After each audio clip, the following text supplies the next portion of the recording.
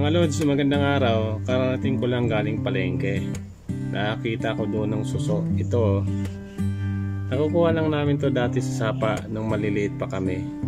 Kaya nung nakakita ko ng suso, bumili ako. Kasi namimiss ko ng kumain ng suso.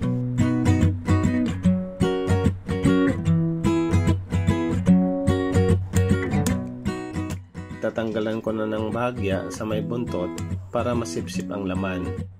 Pagkatapos, banlian ng mainit na tubig para matanggal ang laway at hugasang mabuti. Mag-isa ng luya, bawang, sibuyas at kamatis.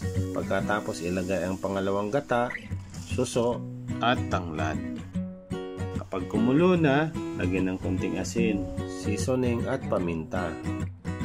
Pagkalipas ng 15 minuto, ilagay ang bagyo beans, sigarilyas at kakang gata.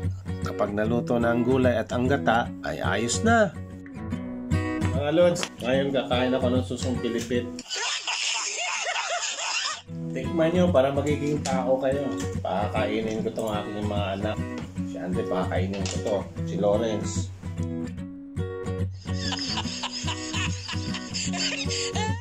Ito mga lods, oh.